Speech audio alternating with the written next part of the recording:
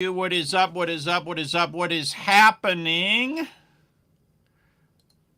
See if I can bring myself up full screen here. Morning, masterminders. I have an interesting well, where is it? Big video. All right. Hold on. My video is messed up here. Let me fix it. Okay, that'll work. Interesting thing for you, which is how to sell an audio for $30,000. One audio. Now, not literally, but the story goes like this. I have this sales letter somewhere around here. I need to find it by Jay Abraham. So Jay tells how he traded like $250,000 of his services to a company for the right to interview their team or whoever for 2 days to learn how they did their marketing methods, right? So he bartered $250,000 of services. He interviewed him for 2 days, and it's like the most brilliant methods he had ever heard. So then he went to the best audio editor in the entire industry and had him edit it down to 1 day, ruthlessly down to 1 day. But, he wanted to cut out, make sure there was no fluff in it or anything. Anyway, he kept editing the audio down to the 90 minutes or 2 hours of just the most essential, concise, blah, blah, blah, of the whole thing, right? They boiled it all down to 90 minutes or 2 hours, and that's what you were going to get on the audio, which he was giving you as a bonus. Now, he spent about a page and a half in the sales letter explaining how he did this, explaining the value, right? And as only Jay Abraham pretty much can do. You don't see a lot of other people able to do it like he does. But he created the perception of $30,000 for a bonus that was one in the day audio cassette. Today it would just be an audio, right? Thought it was sheer genius. Marlon, why are you telling us this story and what's the point? Well, the point of this story, let me see if I can get over to my restream here. The point of the story, is there's magic in being able to create perceived value. Good morning. If I have made a purchase from you previously, how do I reach your support desk? You just go to getyoursupport.com. You'll also find, and I will just show you on the screen here, just so that you know, if you go to marlonsanders.com, and then you just go right up here to support. There's my support desk right there. So you just go to marlonsanders.com and you click on support, right? Your customer login is here. So you want to log into your products? You just come here to customer login and you click product login, and there's the login for your product, where you log in to get your products, right? So Jay created $30,000 perceived value. Now, what's the point of this? A lot of marketing is being able to create the perception of value for what you sell, right? The perception of value. Now, the perception of value is highly subjective. If you asked anyone, do you think an audio is worth $30,000? People would go, no, you're an idiot. Of course it's not. There's no way one audio is worth $30,000. But if you read that page and a half description by Jay Abraham, maybe I'll see if I can find it and read it sometime, then you actually perceive $30,000 of value. So this is an art. Part of it is science. This is largely an art. And it's a rare art. You don't find that many people who are really great at being able to create perceived value for something. And the people who are great at it are typically your great salespeople. Typically, they're your really great salespeople because they know how to take something and create the perception of value for it.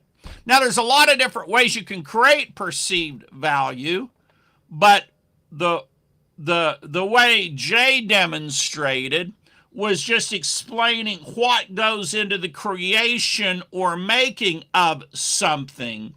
And the reason I bring this up is because it's all the difference in the world between somebody's doing a bonus stack and they're like, and you get this audio worth $30,000. People are like, are you out of your freaking mind? That audio's not worth $30,000, right? And so that's the brilliance of it. That's the genius of it, right? Let me go over here to my Facebook group, see who we got on this morning. So this is part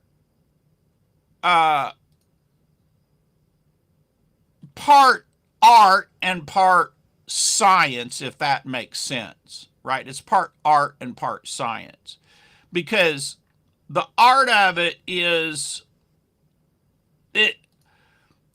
there's a feel for doing it, right? It's like, painting a picture. You're painting a picture in somebody's head of what a product or service can do for them and why it's valuable for them, right?